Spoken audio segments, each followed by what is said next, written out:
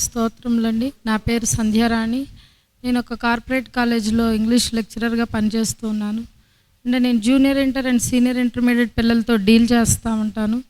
ఆ ఏజ్లో పిల్లలు చాలా తొందరగా ఉంటారు. అంటే అది పూర్తిగా మెచ్యూరిటీ వచ్చినటువంటి ఏజ్ కాదు, మరీ చిన్నపిల్లలు కాదండి. మరి వాళ్ళన్నీ కూడా చాలా హేస్టీ డెసిషన్స్ తీసుకుంటూ ఉంటారు. మరి అట్లాంటి పిల్లలను చూసినప్పుడు కొన్నిసార్లు చిన్న చిన్న విషయాలకి, చిన్న చిన్న కారణాలకి, అంటే మార్క్స్ సరిగ్గా రాలేదని కానివ్వండి, లేకపోతే తల్లిదండ్రులు వాళ్ళు అడిగినవి ఇవ్వలేదని కానివ్వండి, చాలా తొందరపాటుతోటి గొడవలు పడే మనస్తత్వం, లేదా వాళ్ళకి వాళ్ళే హాని చేసుకునేటువంటి ఆ సూసైడ్స్ లాంటివి అటెంప్ట్ చేస్తూ ఉంటారు. మరి వాళ్ళని చూసినప్పుడు చాలా బాధ అనిపిస్తూ ఉంటుంది. అందరూ కూడా అక్కడ దేవుడిని ఎరిగిన పిల్లలు కాదండి. మరి రకరకాలైనటువంటి పరిస్థితుల్లో నుంచి, రకరకాలైనటువంటి సామాజిక పరిస్థితుల్లో నుంచి వచ్చిన పిల్లలు ఉన్నారు. అది అంతా కూడా దేవుని ప్రేమ ఎరిగిన నేను మరి ఆ పిల్లలకి అది ఎట్లా చెప్పాలనేది ఒక్కొక్కసారి అర్థం కాదండి. వెంటనే దేవుడు అంటే అది వాళ్ళు క్యాజువల్గా తీసుకోవచ్చు. మరి ఆ దేవుని ప్రేమ చేత కొన్ని మాటలు చెప్పాల్సి వచ్చినప్పుడు మరి అది వాళ్ళకి అర్థమయ్యేలాగా చెప్పినప్పటికీ మరి మన బాధ్యత ఏంటంటే అట్లాంటి వాళ్ళ కోసం ప్రార్థన చేయాలి.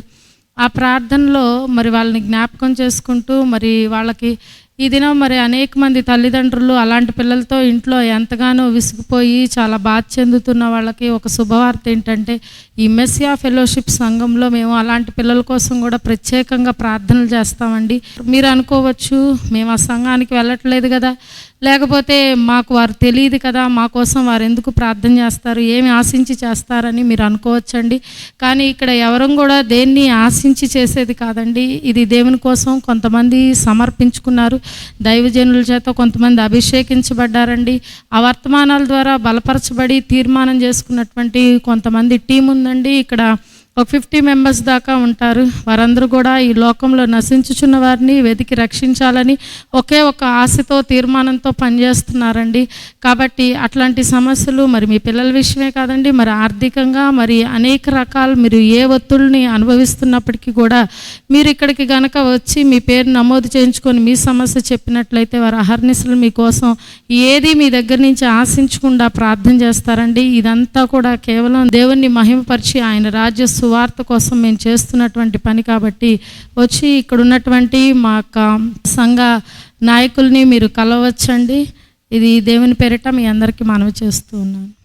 మీ ప్రార్థన అవసరతలు మాకు తెలియచేయండి. మీ కొరకు మా ప్రార్థనా శిఖరములో ప్రత్యేక ప్రార్థనలు చేయబడును.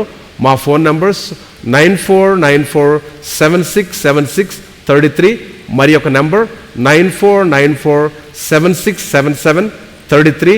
మా అడ్రస్ మెస్సియా ఫెలోషిప్, 100 అడుగుల రోడ్, ఆటోనగర్ గేట్, విజయవాడ.